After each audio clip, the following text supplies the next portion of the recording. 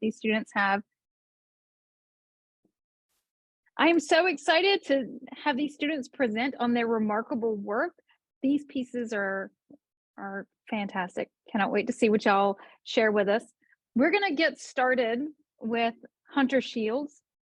So Hunter is a senior studying anthropology at UNCG. He approaches academic studies from a unique standpoint, incorporating the unique relationship with the natural world. Y'all are going to see that in his presentation. So Hunter's presentation is called A Movement Against Single-Use Plastics. It's all yours, Hunter. All right, let me open up here, share.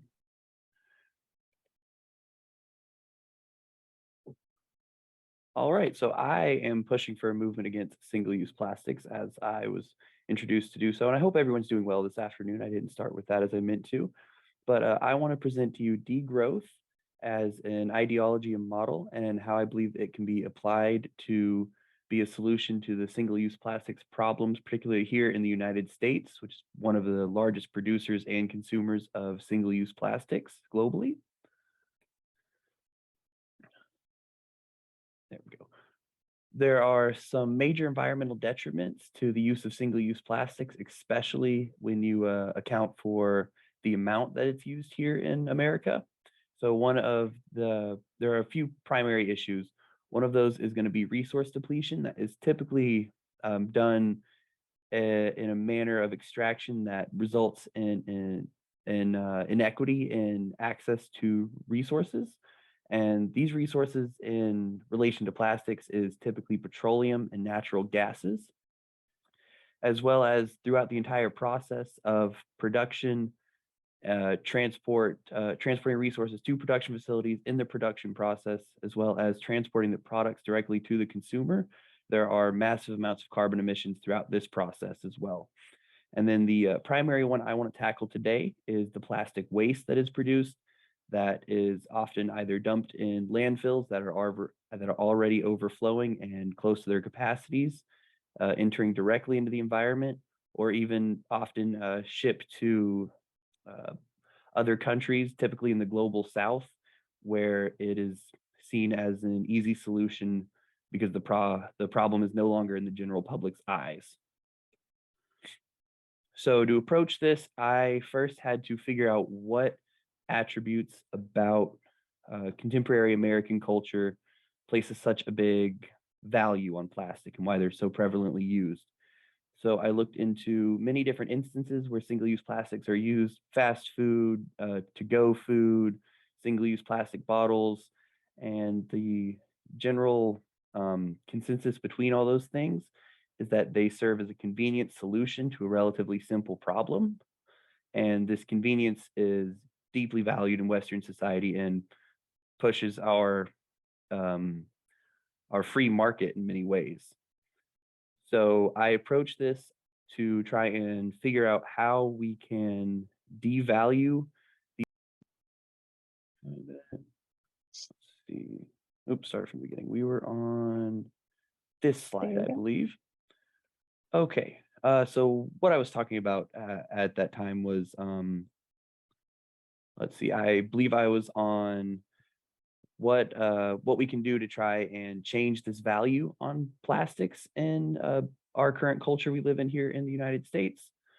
And as well as while we're doing that, I believe at the same time we can place a greater value on our natural resources and the general environment around us. And this is going to require a large cultural shift that is pretty anti-consumerist in nature, as well as attitudes towards the nature around us as well. Okay, so I decided to look into some policies that have been applied in the past in different places to try and tackle this same issue, namely product bans and taxes on specific products, which they have their own issues, as the role plastics often filled were replaced with other products that have their own environmental issues, oftentimes arguably just as detrimental, such as producing massive numbers of paper grocery bags and things like that, as well as taxes on specific products, often have an unequal effect on the population who are involved and were consuming these products prior. And just generally, unfortunately, have only proven to show moderate success, some places more than others, but generally only moderate in tackling the larger issue. So I wanted to explain to you a little bit about this degrowth ideology. So some of the attributes of this model is it's anti-consumerist in nature, as well as generally anti-capitalist in many ways. It puts a focus on a increase in equity in environmental resources. As I mentioned before, often our resource extraction for products like this have an unequal effect on the people who reside in the areas that these resources are taken from. It has an emphasis on sustainability, as well as a greater value on the environment's well-being overall. So applying this model into plastics here in America, as I mentioned, a cultural value shift would have to occur, as well as this anti-consumerism would have to be accepted, as well as policies in place that generally better environmental attitudes. As I mentioned, that is a key piece of degrowth. And when I talked about the moderate success that various policies that have been tried in the past received, this moderate success generally came from populations that have already habitualized their change in habits to account for the bans and taxes and things like that around them. One of the examples in my research was a college that had banned plastic bottles, and it showed lower classmen were typically more likely to find alternative ways to get them anyways, bring them in from elsewhere, consume other products that would be in plastic bottles anyways. But their upperclassmen who had been in this environment they've built longer were more likely to adhere. So I, of course, would not ask others to do what I would not do myself. So I took on an experiment of my own over the course of 12 weeks, where beforehand, I had a habit of I would buy a 24 pack of plastic water bottles from the same store every week with my weekly grocery trip, and I would consume it throughout the week, which I was very consistent in this, which made things easy to track for me. And I essentially just stopped doing that, replaced it with a refillable bottle. Here you can see me with my refillable bottle, Blue, who has unfortunately been retired since this point, but throughout this process, I went on many adventures with me there on my left, and I hope also your left. I don't know if Zoom mirrors things. It is with me at work as well as at my gym training on a pre-casual boxing night that night. So some of the data from this experience is I was easily able to track the money I was spending by just taking the amount that I was paying for the package weekly and just assume I didn't spend it and save that much. I unfortunately wasn't entirely successful at all times. However, later on, like I mentioned, once I had formed this habit, I never seemed to forget my bottle or anything like that and have to resort to plastics. The only exception I'd like to mention is on week 11, I was unfortunately ill with COVID, and that week it just had a lot of complications. So that week was just logged in as a zero, and things saved that week, coming to a total amount of $35.67 I saved. But in my opinion, more importantly, in my other figure where I was counting the bottles themselves that I prevented from being consumed, over just 12 weeks, I didn't consume 246 bottles that I normally would have. Including that's with my week 11 where I was unsuccessful entirely. So looking forward, I decided to expand these into some figures of if there were more participants than just myself. And there are a few stipulations with these models that I like to mention, one of which is that it does assume that there is a 100% success rate, which I was not able to achieve myself. So that is, of course, high expectations, as well as it assumes that all the participants had the exact same habits as me, and we're all individuals. So that's, of course, not a realistic case, but I do believe they serve a good function anyways. So here's a projection if 100 participants did exactly as I did, and they came up to a total of 28,800 bottles that would have been consumed and unfortunately likely deposited into the environment or these landfills that I talked about. This is my projection of my hometown of Winston-Salem with our roughly 250,000 population coming out to 72.1 million bottles over just 12 weeks. I pushed this further and looked into the overall population of North Carolina at the time, what I could find of around 10.55 million. And this total over 12 weeks came out to 38.4 million bottles over just 12 weeks. Once again, assuming everyone had the exact same habits that I did. So looking forward into policies that I believe will better environmental attitudes, bring forth a better connection with our natural resources and environments in the general population, as well as an acceptance of this degrowth model into our current culture. I believe this can be done through outdoor education programs that my research has pointed should be implemented into public schooling. And while there, of course, should be exceptions for various situations, it generally should not be an optional program. So in this, it sounds daunting in a way when you just say outdoor education, but it can be very simple. And some of the examples that I looked at, as simple as it can be conducted in a local park in some places, or sometimes school properties have enough nature where they can do it there. But generally, I believe students need to observe nature and then be taught about what kinds of their actions can harm that, as well as the details of what the general model of degrowth actually means, as I mentioned. And together with all those things, I believe we could lead to a culture with a cleaner, lower impact lifestyle that's generally accepted by the public, which I believe is very important because I think the American culture's value on personal liberty, I don't think that's one I would be able to change. And I want to give a special thank you to Dr. A, as well as my classmates in environmental anthropology this past semester.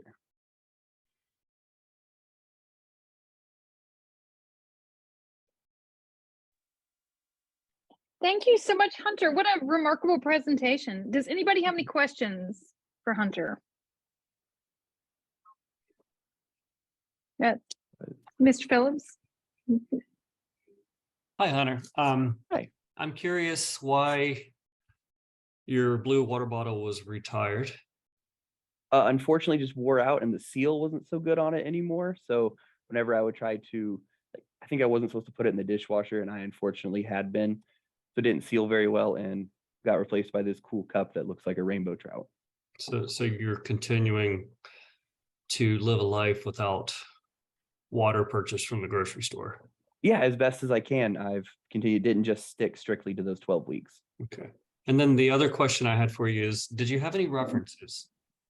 Yes, let's see, I'd have to share my screen again, which I can do that. Let's see, I would be more than happy to show you. I have a cup that I pour water in, as you might be able to see. Let's see, I have to skip all the way to the end.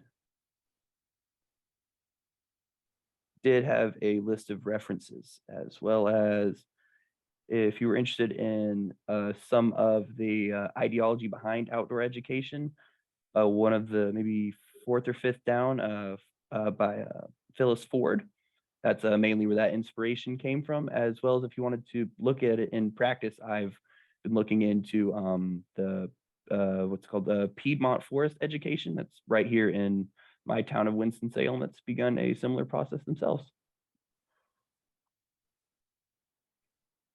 Thank you.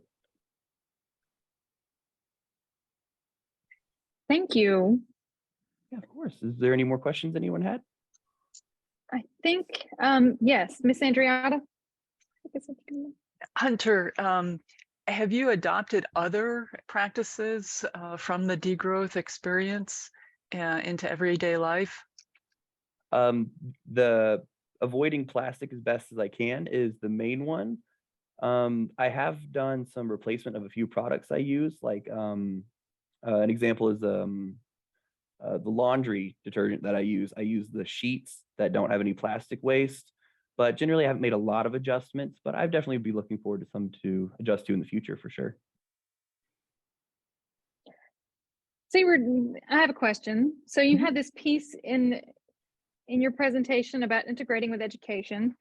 What ways did you find would be helpful for students to advocate? helpful for students to advocate. I just believe it looks forward to the future when you begin this education process early. And part of it has to do with my personal experiences. I grew up with a family that valued spending time in the outdoors. And I just generally feel like it brings forth a better connection and awareness of the of your actions. And I think in Fantastic. public education is a great way to go about it. Well, excellent. If there's no more questions, then we'll thank Hunter again. Thank you so much, Hunter. And we'll move on to Astrid. So Astrid is an art history major in arts leadership and administration and philosophy minor at Queen's University of Charlotte. She's graduating in May 2024. Congratulations. She's a third-year student with a current focus on interdisciplinary education in the arts through the lens of Black Mountain College, with her studies supported by the Noble Fellowship and Rogers Research Institute at Queen's University of Charlotte. And we're excited to see her piece, which is Exploring Euripides, the Boiling Point of Tragedy. It's all you, Astrid. Hi, everyone. Thank you for that wonderful introduction. If you'll pardon my voice, I recently have been sick and I'm, well enough to present, but not well enough for my voice to be at full capacity. So bear with me. Let's see, I'm going to go ahead and share my screen and we will get into it. All right, wonderful. There we go. So obviously, the title of my work has already been mentioned, Euripides, the Boiling Point of Tragedy, but I'll just get right into it. I wanted to open with this quote, "Why does tragedy exist? Because you are full of rage. Why are you full of rage? Because you are full of grief." Anne Carson uses this quote to open the preface of her translation of Euripides' tragedies, which she herself has titled Grief Lessons. Euripides, one of only 3 tragedians from classical Athens whose works were significantly preserved and survive today, was a man deeply concerned with matters of grief and rage. His plays soar to the heights of emotional expression and into the deeps of profound misery. He was named the most tragic of poets by Aristotle himself. Despite this epithet, his works continue to combine tragedy with elements of drama, comedy, and irony as he strove to make mythic figures into something that felt more honest to a human audience. His characters, both divine and mortal, are profoundly psychologically realistic. He investigates both the motivation of his mortal heroes and of the gods who often intervene in Greek myth. Classicist Alban Lesky cut to the heart of Euripidean tragedy when he said, "It is by the tragedy that we understand the gods, not by the gods that we understand the tragedy." As I mentioned, Euripides was the last in the trio of great Athenian dramatists, who you can see here in their long-lasting marble busts. This rank of great Athenian dramatists included playwrights like Acilius and Sophocles. Out of the 3, his plays number in the highest amount surviving today. Out of over 90 completed works, only 19 remain. But still, this is enough for him to be the highest surviving playwright. The culture of Athens pertaining to playwriting, and especially for the tragedies, was one of high-stakes competition. A festival called the Festival of Dionysus, or Greater Dionysia, was annually held for a few days in the spring, during which playwrights would compete to entertain the crowds, thematically restricted to mythically driven stories. This demanded constant reinterpretation and expression and expansion on the part of the playwright to provide a unique and compelling performance, when similar characters, and in fact often the same stories, were utilized by others either during or before the current festival that they were presenting at.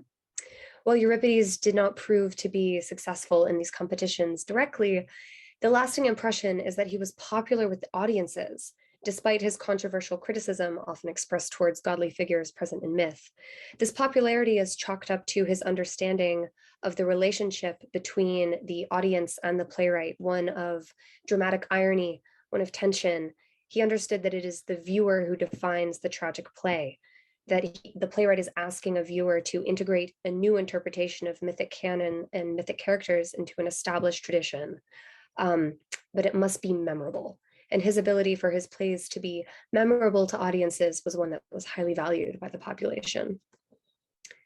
I wanted to begin by exploring Anne Carson's translation of Heracles, a play essential to understanding Euripidean tragedy and the Euripidean collocation of humanity against the gods. Heracles is a split character. As the son of Zeus, he embodies both human frailty and divine conceit. He is both a hero blessed by godly patronage and a tragic figure betrayed by the gods.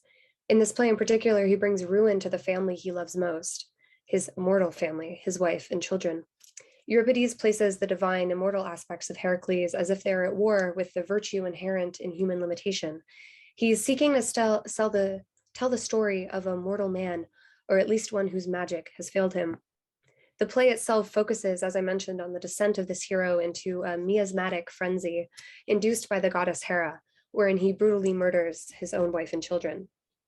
There is an irony to these deaths, however. Euripides returns to the doubled juxtaposition of mortality and the divine that's present in Heracles by nature.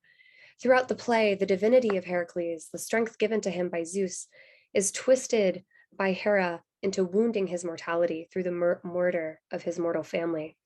His love for his family is his greatest weakness, and Hera exploits this to seek what can be seen by the audience as effectively petty vengeance on Zeus's champion who was born out of their divine wedlock. For Heracles, his actions have consequences that he must inevitably face, whereas the gods feel no consequence, so removed from human urgency by the timeless eternity of immortal life that they feel effectively almost nothing at all. Carson perfectly captures this mortal-divine dynamic in her precursor essay to her translation, an analysis of Heracles' moral virtue, wherein she says that Heracles is a creature whose relation to virtue is a mess. Human virtue derives from human limitation, and he seems to have none. God's virtue does not exist. In effect, Heracles is a character who brushes too close against godhood for his moral soul to survive. I don't believe gods commit adultery. I don't believe gods throw other gods in chains or tyrannize one another. God must, if God is truly God, lack nothing. Euripides frames this mortal depth of feeling of connection to the temporal as a vulnerability exploited by godly figures, an idea revolutionary in its time for the implication that divine actions ought to be questioned. This is extremely unusual, obviously, given the cultural emphasis on mythos here. This deviates from common portrayals of the gods as petty and self-interested into figures whose presence and intervention in human life are oppressive and unjust in ways. They rob humanity of their free will. Heroes like Heracles are named the slave of luck, and heroism is seen as pain. Theseus asks, is this the all-heroic Heracles talking? To which our hero responds, not all heroic, there has to be some limit to the pain. Heracles examines the labors which made him heroic, finding their rotten root, the divine figures of Hera and Zeus, his own father. Heracles cites Hera and his own godly gifts as the source of his misery, even going so far as to question the actuality of Zeus himself, exclaiming, whoever Zeus is, and asking who could pray to Hera. He finishes with this quote, which I've already read to you, addressing what has previously been attributed to humanity, to an idea of sin, in effect, to Hera's divine figure. Many portrayals of the Greek gods have been personified by giving them human ills, for instance, Zeus's adultery, Hera's envy, Aphrodite's lust, Dionysian gluttony. This feature is made distinct in Heracles from comparative works through Heracles' definition of gods in the text. It is that idea of lacking nothing, of God being entire. This vanishes. The curtain of delusion surrounding the gods vanishes in this sentiment, and the audience is confronted with doubt, a question that derives from that idea: who could pray to Hera in all of her flaws? It goes against cultural beliefs and adding a new layer of philosophical complexity, that God must lack nothing. Many classicists refer to Euripides as atheistic. This is a shockingly modern concept of the divine. I also briefly wanted to explore the play Hippolytus, which is concerned with the connections between shame and purity. Classicist and writer Charles Siegel calls it a clash of human will and divine power. Gods serve a similar function as in Heracles to, quote, set the tragic action into motion, unquote, but also to embody its meaning. Human action in this play strives to be largely independent. Euripides spends much of Hippolytus investigating the dramatic role of the gods, their motivations inscrutable as their divinity clashes against the mortal world. The play begins by examining Hippolytus as a personification of the Greek notion of shame, whose divine reflection is in Artemis, the maiden. Shame is specific here. It is named. Eidos is a Greek word for this, a word that also connotes self-respect or a sense of honor. Particularly, it is that which constrains men from immoral action. For Hippolytus to embody this virtue, a dialogue of shame and self-respect is a rejection of Aphrodite in favor of Artemis and her purity. He is a sexless being in this play. This is an act that stirs the goddess of love and, yes, the goddess of sex to revenge. Aphrodite's breath is felt on everything there is, claims Anne Carson's translation. She later clarifies, we all begin in an act of Aphrodite. The audience is led to ask what the consequences will be as Hippolytus chooses self-determination over obligatory worship. How long can Hippolytus resist divine judgment? Once again, Euripides addresses free will. To what extent are humans merely instruments of the divine? What is our place compared to this pantheon, and how will Hippolytus, mortal only, fare against the power of a godly realm? Euripides returns to his idea expressed in Heracles, that of pure gods, further discussing our mortal duty to honor the divine. Hippolytus says, no god adored at night, is pleasing to me. His servant answers, to honor God's child is an obligation. Hippolytus says, different men like different gods. There's a beat, and then his servant replies, if someone who is stretched tight inside himself talks restless talk, best not to listen. Gods have more wisdom than men. This is an appeal on behalf of his servant, on behalf of Hippolytus from his servant to the divine for mercy. We see in tragic detail as the play persists how little wisdom Euripides' gods have in comparison to his mortals, and where mortals fall as they bend to each god's will. In this play, Aphrodite's Eros is painted in imagery of conquest and violence.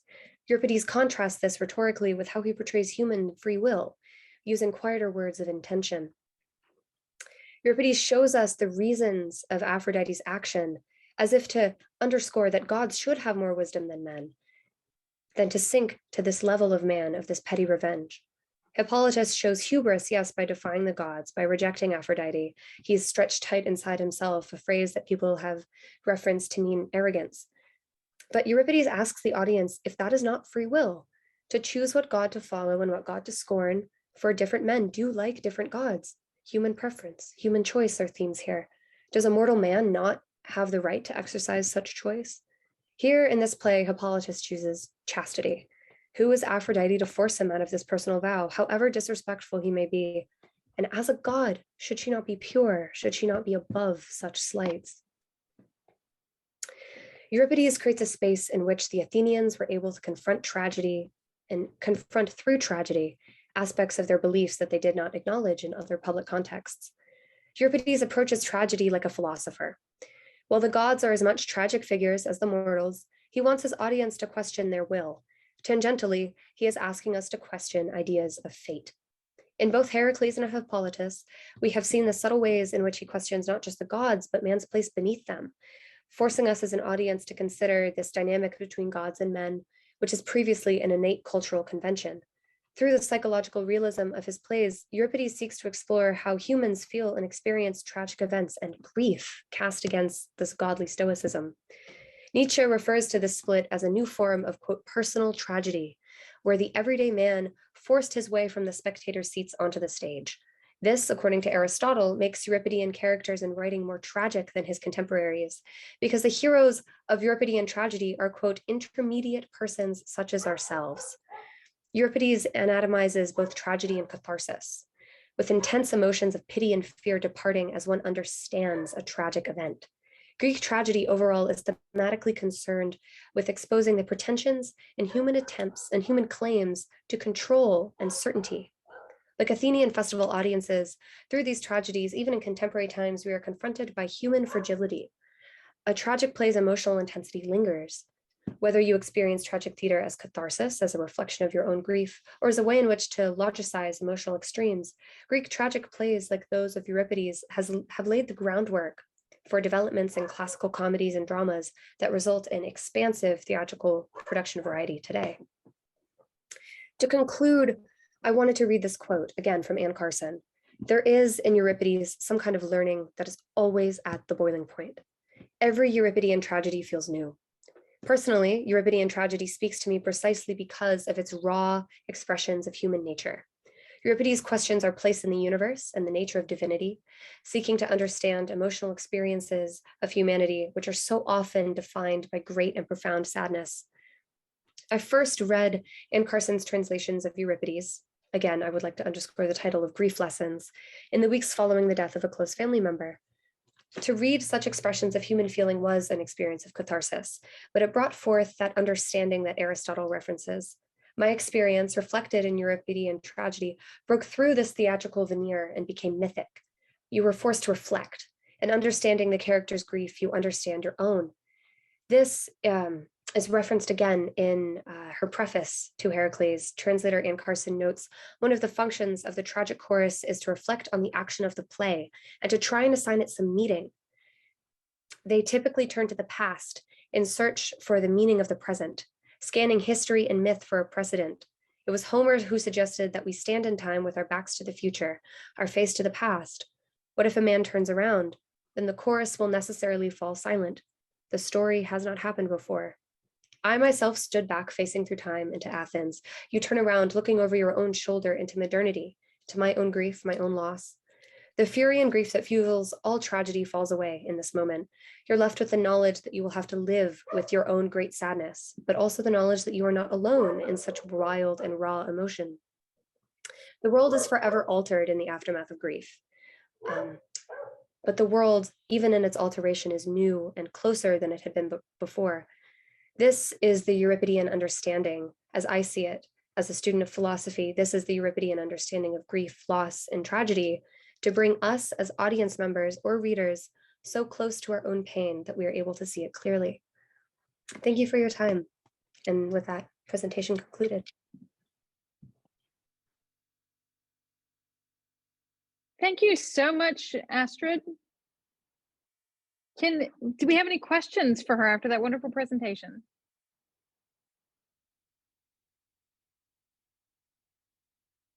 Is that you, Dr. Muick? Yeah, thank you so much, Esther. This was an absolutely lovely reading of Carson's translations, and you brought in so many other really beautiful theorists and big thinkers in our field and how they've approached Euripides. You know, one of my favorite readings of Euripides and his relationship to the gods is that it's essentially nihilistic in some ways, that this sort of understanding of the gods is not only uncaring, but also unfeeling, like their inability to actually truly sympathize and empathize with humans is just part of this innate tragedy. Can you speak a little bit to kind of nihilist philosophies around, you know, the ancient conceptions of the gods and how Euripides, I know you didn't speak to it specifically in this context, but it does, to my mind, kind of point towards that, kind of gesture towards that same philosophy. If these gods aren't pure, as you were saying, why are they gods? I absolutely agree. Part of what I included in my long form paper that was sort of missed in this presentation is my research on Nietzsche's view of Euripidean tragedy and of Greek tragedy in general, which was really exciting to discover in my research. That was very unusual. I did not know from my own background on him as a thinker that he was so engaged in that kind of level of classical thinking. In my opinion, yes, I absolutely agree with you that this is almost nihilistic. That if you have, from my reading of it, this is a framework of understanding the world that requires some belief and some faith. You want to hope that you have a divine figure that is watching for you, that has your interest at heart, that can be a patron to you in this way, or can be a father figure, as it is for many demigods in Greco-Roman myth.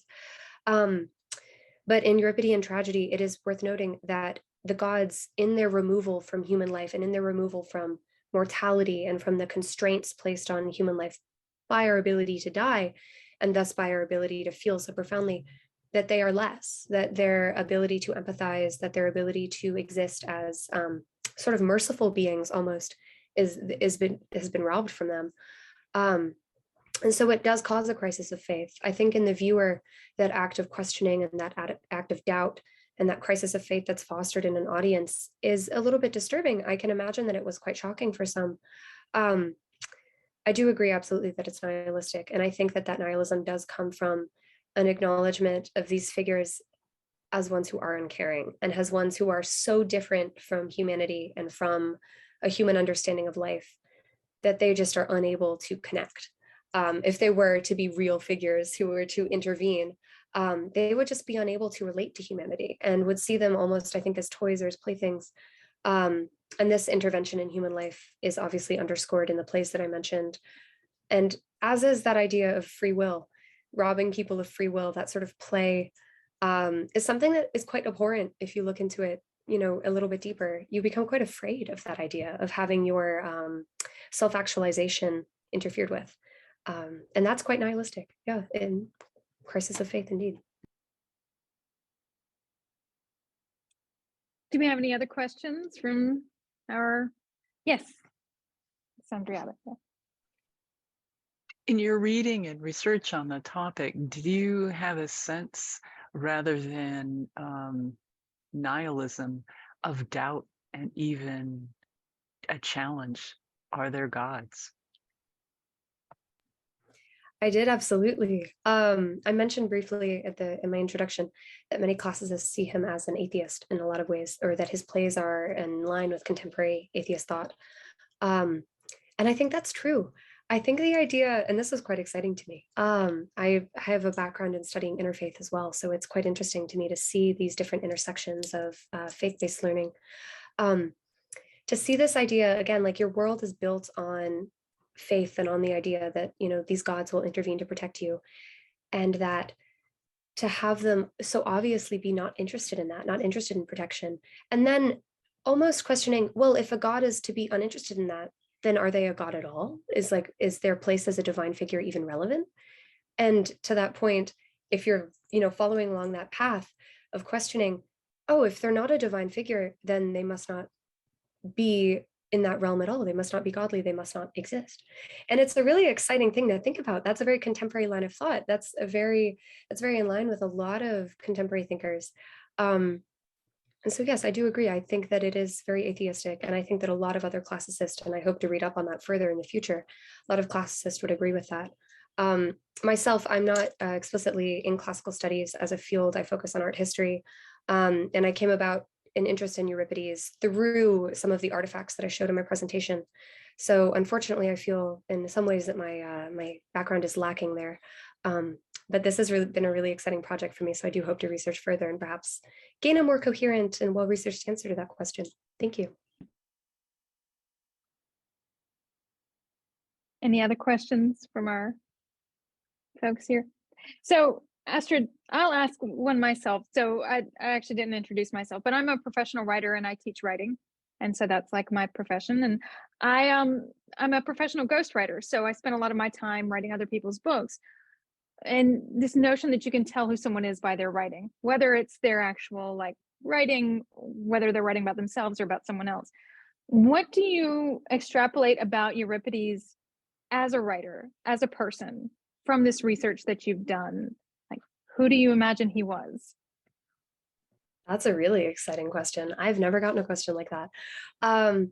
Personally, my reading of Euripides, I feel as if he was a man who was very difficult to convince.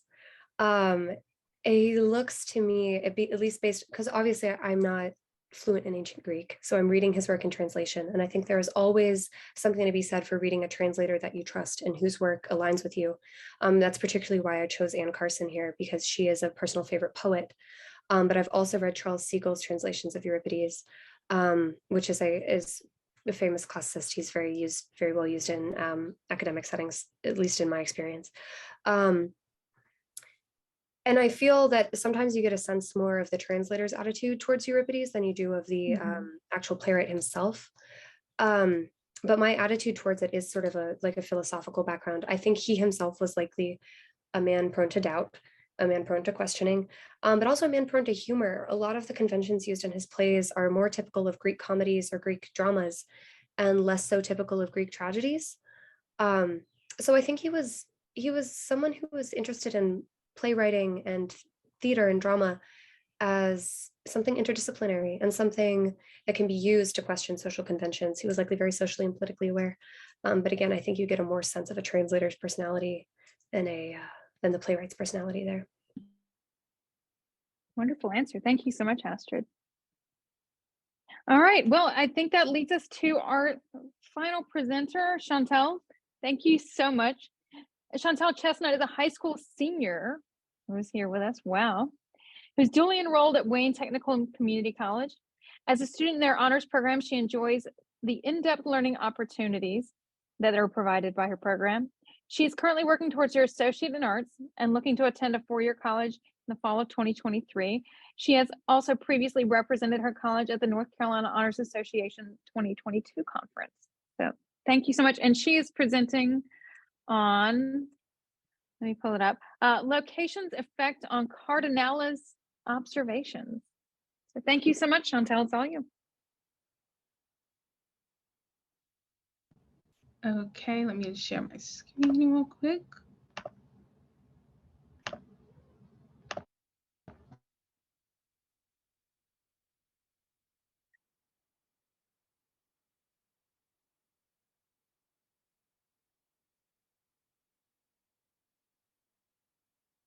Hold on, we can't hear you.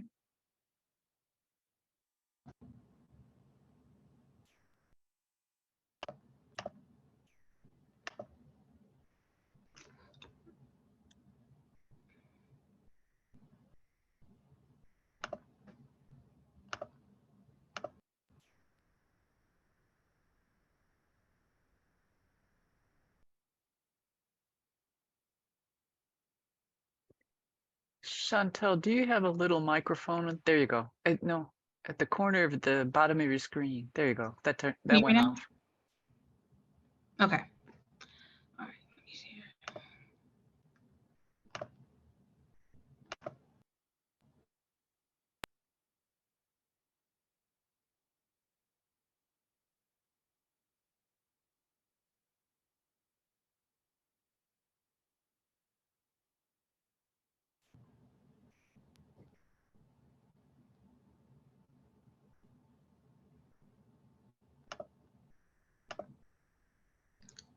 For some reason, when I try to share my screen, the mic is turning off. Becky, as host, can you manually do it in participants? I cannot because she is already unmuted, but Chantel, if you want to email me your presentation, I can project it and you can talk. Just tell me Okay. when to forward the slide. Here's my email address. I'm putting it in the chat directly to you, and I'll go ahead and get that set up.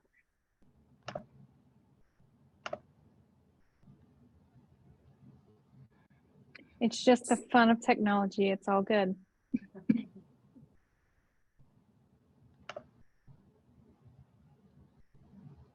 was just joking this morning, even after all these years, all this practice that we've had, still not easy.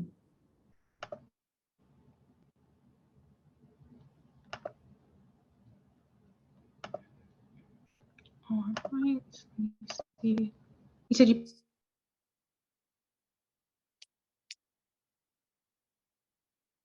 put chat? Mhm. Okay.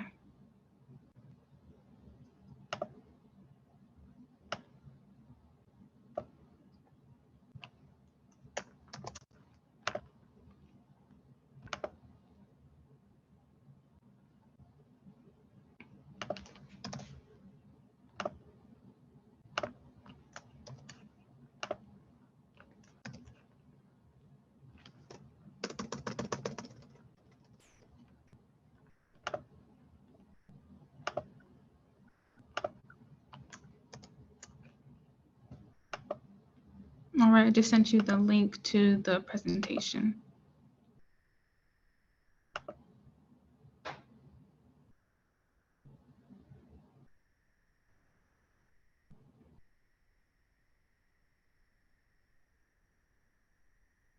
All right.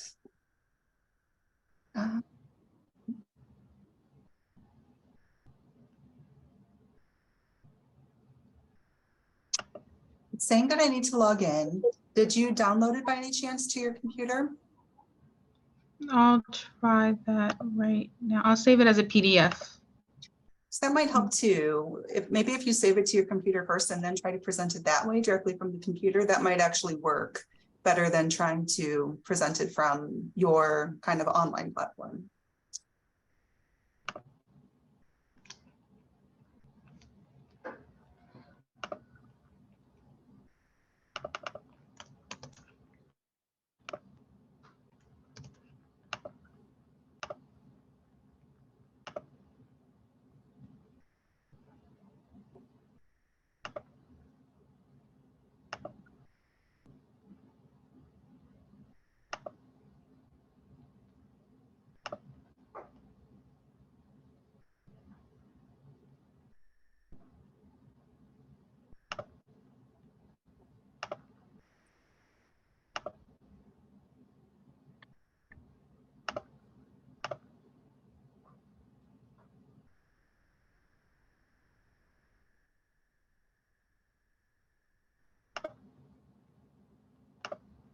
Okay, I just sent it as a PDF because for some reason, Okay. whenever I try to share my screen, my mic doesn't work. So I'm not sure what that's about. Okay.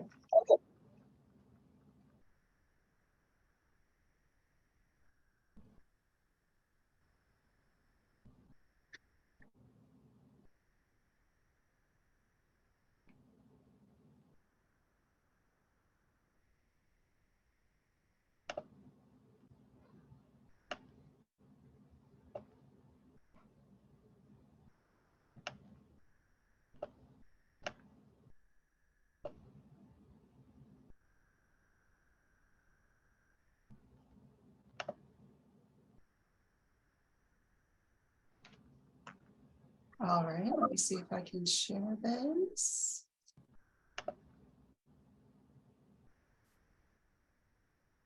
Can everyone see that okay? All right, so Astrid, just let me know when you want me to move forward on the screen, okay? Or I'm sorry, Chantal, just let me know. So, well, finally we're here. So as she said, my name is Chantal, and today I'm going to be talking about my study that I did on the effect that location has on cardinalis observations. You can go to the next one. So, okay. So a species is basically defined as extinct when there are no longer any individuals of that species alive. However, the question that I'm trying to get insight on today is, how can one be sure that a species has been extinct, therefore died out? Some species reside in secluded areas up in the mountains or deep in the forest where humans cannot physically reach, so they cannot decide whether they do not know how many are alive. So this led me to question, what effect does a species location have on how many times it's observed? And to test this question, what I did is I looked at the species cardinalis and looked at what areas they inhabited and how many observations each of them had. Go to the next one. So the first species of the genus Cardinalis is the most common, the northern cardinal, which I believe is also the state bird for us. So the northern cardinal, although the male and female also have two different looks to them. So the male cardinals, as the one seen in this slide, have a bright red body as well as a beak. However, the female version of this species has a pale body with a reddish hue on their wings and on their crest and back.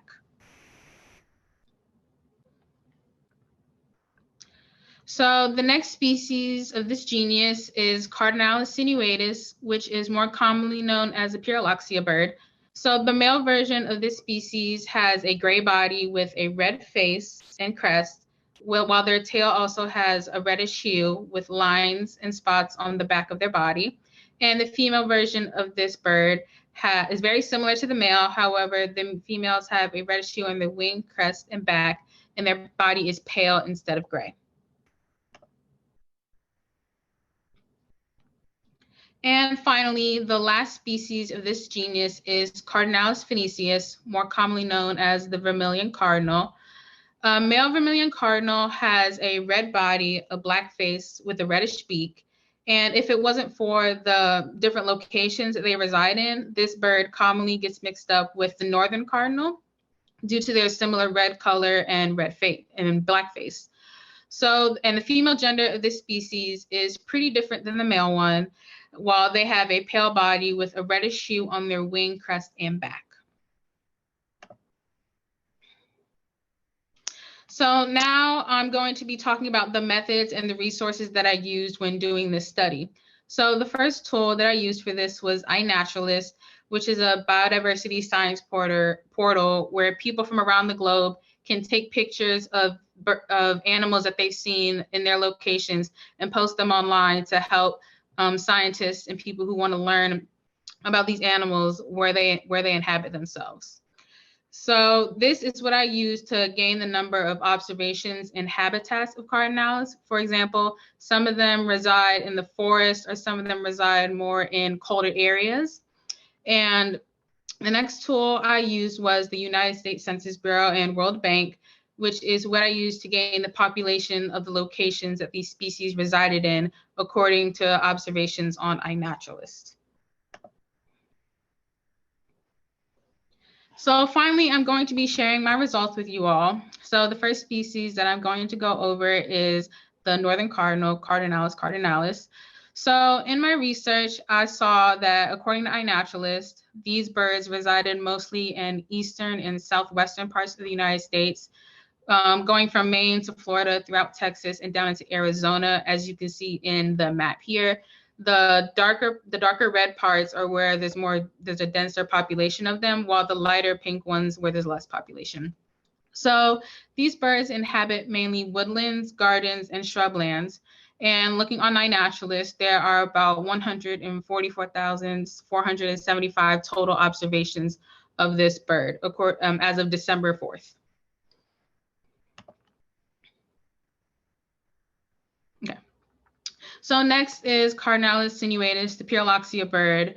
As of December 4th, there are a total of 5,110 observations. And these birds are mostly found in South Central and Southwestern United States, as you can see in the map again, in areas like Arizona, Texas, and New Mexico. And when it comes to, they're also found in various parts of Mexico, such as the Sierra Madre del Sur, Trans-Mexican Volcanic Belt, and the Isthmus of Tehuantepec. And when these birds are found, their habitat is mostly woodlands and desert areas.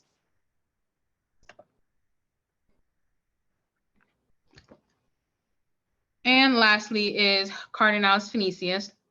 And this is the only species of the genus Cardinalis that I saw that didn't really have any observations within the United States. These birds are most commonly found in South American countries and cities, in many places in Colombia and Venezuela.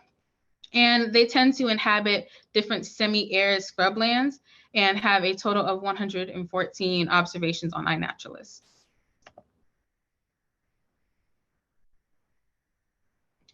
So this is the information that I got from when I mentioned earlier, the United States Census and the World Bank.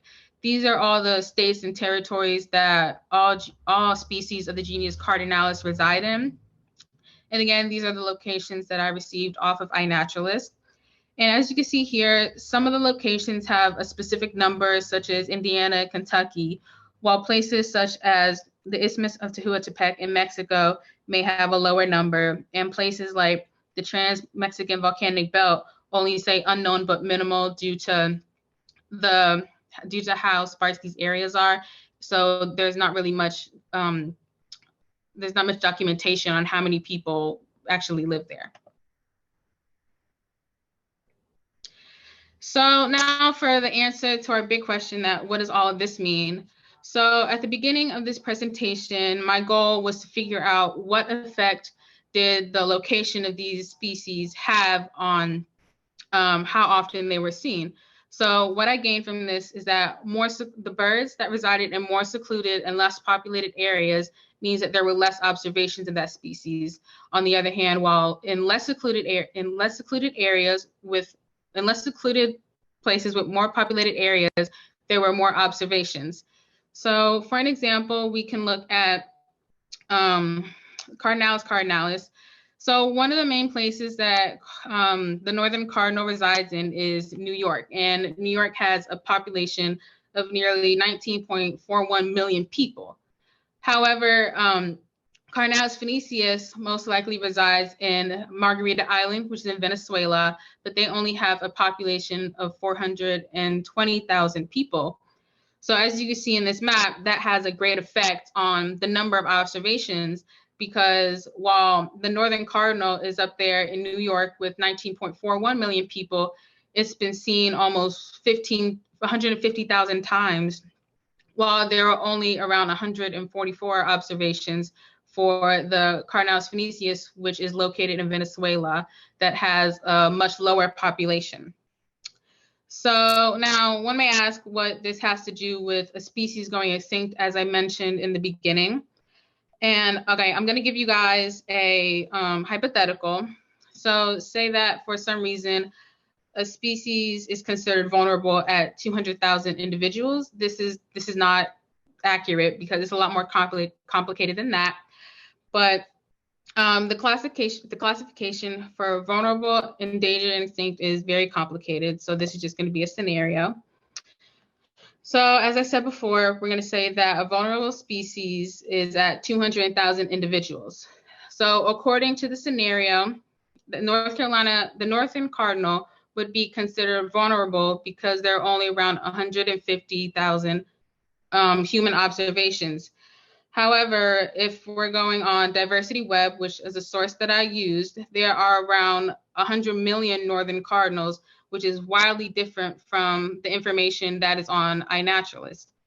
So this just shows how much the difference can be. Just because something is not observed, the species was not observed as many times, does not mean that the number of them is that much different just because it wasn't logged into a database.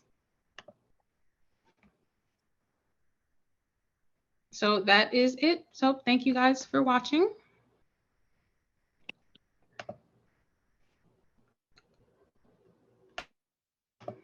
Thank you so much. What a phenomenal presentation on cardinals. So let's open it up. Does anybody have any questions?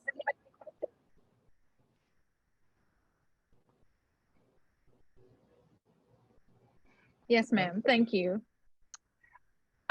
In your reading, you've probably been reading a lot of historical documents, but I'm wondering if you came across anything where climate change might impact the types of habitats in which the birds can reside in, and would that be shifting their locations? Yes, absolutely. I do believe that that would cause their locations to shift. For example, some areas, that are not like way up north, but not completely down south, their weather due to global climate is starting to get warmer. So the birds that reside more in warmer climates are starting to go farther and farther up north, trying to get to those colder climates that they're used to, that they're not getting from those maybe northern states that are in America. They may be going up closer to Canada to get what they need. Yes, Hunter. So I don't know a lot about cardinals themselves. So my first question is, are they migratory, as well as do you feel like migration patterns would have an influence on these observations that could lead to even further difficulties in trying to estimate populations? I do believe that that could have an impact on it, because as we know, sometimes, as I presented here, those cardinals may migrate to areas where there's not a greater population. And as history goes on, if we're looking at how much worse climate change is getting and global warming, when you go into the future, if you're looking at these iNaturalist dates, some of the observations may become lower and lower. I know I said that I think it was Carnaus phoeniceus resides mostly in semi-arid scrublands. And as different places and locations start to get hotter and hotter and things getting drier, then we might see a greater population of these birds start to pop up, because they're finding more locations that have the area that they need. Yes, ma'am. Susan. Can I ask a follow-up? Mm-hmm. As far as I know, the cardinals are seed eating. At least the ones in our community around here in North Carolina. And so again, fitting in with climate changes, we often think the birds just like the trees and do whatever, but with climate change, their whole food source and where they might be able to get them is also going to have an interesting impact. Have you come across modifications that they're trying to also sort of modify where they might be moving to? Not specifically for this, mainly for this study, I was looking at how many times they were observed, not really their diet or anything. But I do agree with you that as global warming is increasing and certain plants that they need and they use as food start to decrease in some areas, they'll start to either die out and become endangered or move to areas where they can find the food that they're going to need. Yeah. Darwin would really appreciate all the work you're doing.